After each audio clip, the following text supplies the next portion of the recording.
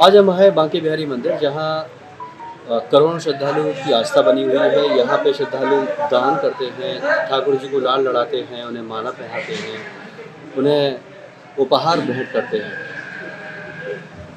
इसी बांके बिहारी मंदिर का मामला, एक दान को लेकर मामला एक सुप्रीम कोर्ट पहुँच गया है।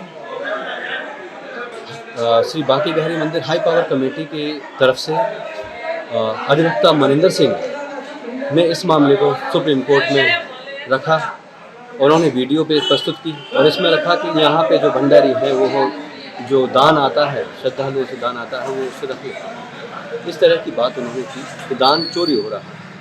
इस पे सुप्रीम कोर्ट ने भी एक टिप्पणी दी है, कहा है कि दान, मंदिर में आने वाला दान बांके बिहारी का है, उसमें किसी तरह की चोरी बर्दाश्त नहीं की जाएगी। इस तरह की बात की। तो वहीं गोस्वामी और भंडारियों में काफ़ी इस बात को लेकर रोष है। दूसरी बात यह है कि उसी दिन से, जिस दिन से कि ये बात सुप्रीम कोर्ट में रखी गई है, उसी दिन से यहाँ पे भंडारी अब नहीं आ रहे हैं। यहाँ पहले 8 भंडारी बांके बिहारी मंदिर के गर्भगृह से बाहर जो श्रद्धालुओं का प्रसाद लेते थे, प्रसाद और माला और जो दक्षिणा थी वो ले लेते थे और उन्हें ठाकुर जी को समर्पित करते थे। जो बीच का ठाकुर बांके बिहारी और भक्तों के बीच की जो कड़ी थी, जो भंडारी थे, वो अब 2 दिन से नहीं आ रहे हैं। 2 दिन से नहीं आ रहे, तो इस वजह से जो भक्तों द्वारा जो प्रसाद चढ़ाया जाता था, जो दक्षिणा चढ़ाई जाती थी, वो अब बांके बिहारी के चरणों तक नहीं पहुँच पा रही है। इसे लेकर बांके बिहारी मंदिर के जो गोस्वामी हैं, सेवायत गोस्वामी हैं, वह दुखी भी है और रोष भी है उनमें कि इस तरह के आरोप, जबकि गोस्वामियों का कहना है कि जो दक्षिणा है, दक्षिणा गोस्वामियों की है, गोस्वामियों का भी उस पर अधिकार है। जो भक्त देते हैं उनमें गोस्वामी का जो प्रसाद है, माला है, वो तो ठाकुर की है ही। इस तरह की बातें वो कर रहे हैं। अब जानते हैं गोस्वामियों का पक्ष, तो गोस्वामी इस बारे में क्या कहते हैं। जी, जो बांके बिहारी मंदिर दान को लेके जो सुप्रीम कोर्ट में जो उन्होंने पक्ष रखा है, हाई पावर कमेटी के जो अध्यक्ष अधिवक्ता ने, तो उसको लेके क्या कहना है आपको? देखिए, माननीय उच्चतम न्यायालय में ये बताया गया है कि मंदिर के अंदर से दान की चोरी हो रही है। ये बिल्कुल गलत कथन है।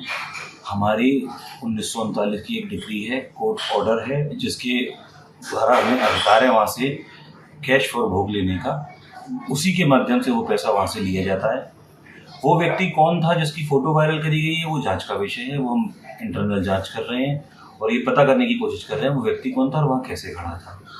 हमारे यहाँ 1939 की एक कोर्ट का ऑर्डर से ही सारी व्यवस्थाएं चलती आ रही हैं। वो हमारे मंदिर का संविधान भी आप उसको कह सकते हैं।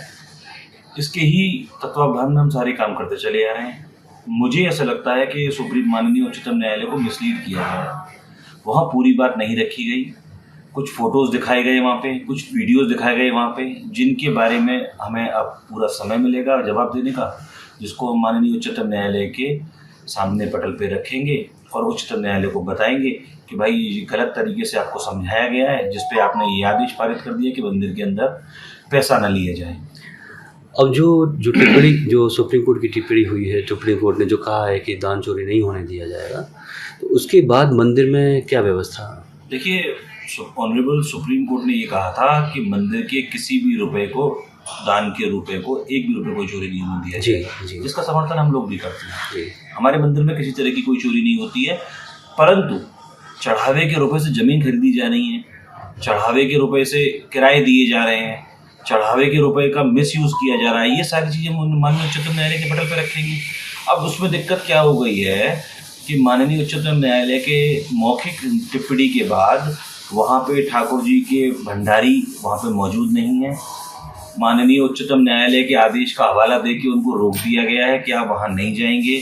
और वहाँ अब दिक्कत ये आ गई है कि वहाँ जो आम श्रद्धालु है, गरीब श्रद्धालु है, जो अपने घर से बना के लाता है ठाकुर जी के लिए, बाहर से प्रसाद खरीद के लाता है, फूल माला लेके आते हैं, वो किसी भी तरह की सेवा ठाकुर जी की 2 दिन से वहाँ नहीं हो रही है, जिससे कि भक्त वहाँ बहुत दुखी हैं और उनके मन में अपार कष्ट है। और इस व्यवस्था को देख के हमारे मन में भी कष्ट है।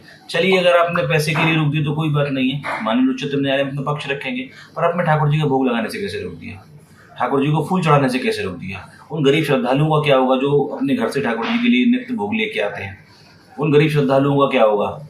उन भक्तों का क्या होगा? बांके बिहारी में कितने भंडारी हैं और उनका दायित्व मतलब कर्म क्या है, कर्तव्य क्या है वहाँ पे, क्या करते भंडारी हैं? बेसिकली हमारा हेल्पिंग हैंड समझ सकते हैं आप। सेवायत गोस्वामी का हेल्पिंग हैंड होता है जी हमें किसी भी चीज़ की ज़रूरत होती है, हम वहाँ गर्भगृह में होते हैं तो अपरस में होते हैं, वहाँ से हम बाहर निकल के नहीं जा सकते, तो हमें कुछ सामान मंगाना होता है श्रृंगार से लेके किसी भी चीज़ से लेके, तो हम भंडारी से कहते हैं वो लेके आता है। जब दर्शन खुल जाते हैं उसके बाद भंडारी का कार्य ये होता है कि जो ठाकुर जी के भक्त आए हैं वो जो प्रसाद लेके आए हैं, जो भोग लेके आए हैं, जो माला लेके आए हैं, वो ठाकुर जी तक पहुँचाएंगे। उसके ऊपर रखने वाली दक्षिणा को माननीय उच्चतम न्यायालय की टिप्पणी की बात, अभी हमें आदेश प्राप्त नहीं हुआ, अगर उसको भी मान ले तो उस पैसे को तो रोक सकते हैं आप ठाकुर जी का भोग लगने से कैसे रोक देंगे? हाई पावर कमेटी की जिम्मेदारी ये है कि ठाकुर जी का भोग लगना चाहिए। उन श्रद्धालुओं की क्या गलती है जो अपने घर से ठाकुर जी का नित्य भोग लगा के लाते हैं? बहुत सारे लोग तो ऐसे हैं जो ठाकुर जी का भोग लगाते हैं, वही प्रसाद पाते हैं। वो लोग बेचारे 2 दिन से उन्होंने खाना नहीं खाया, प्रसाद नहीं पाया, उन लोगों का क्या होगा? वो माला जो गरीब आदमी अपने घर से माला एक एक फूल तोड़ तोड़ के पिरो के लेके आता है, वो माला ठाकुर जी को पहनाना चाहता है, वो माला ठाकुर जी तक नहीं पहुंच रही है। किस वजह से? कि केवल हठधर्मिता है कि पैसा नहीं जाएगा। पैसा मत भेजिए आप, पर कम से कम उन श्रद्धालुओं की श्रद्धा का तो ध्यान रखिए, उन श्रद्धालुओं के भोग का तो ध्यान रखिए जिनको कि भोग नहीं लगा पा रहे हैं। अब आगे का क्या गोस्वामी समाज का क्या कदम रहेगा? देखिए, माननीय उच्चतम न्यायालय को हम सब चीज़ों से अवगत कराएंगे।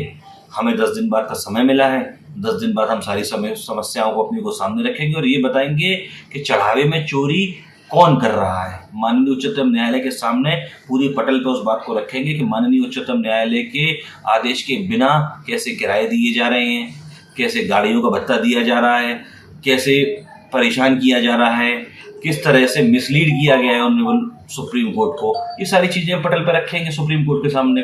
उसके बाद जो सुप्रीम कोर्ट का आदेश होगा हम सब उसको पालन करेंगे।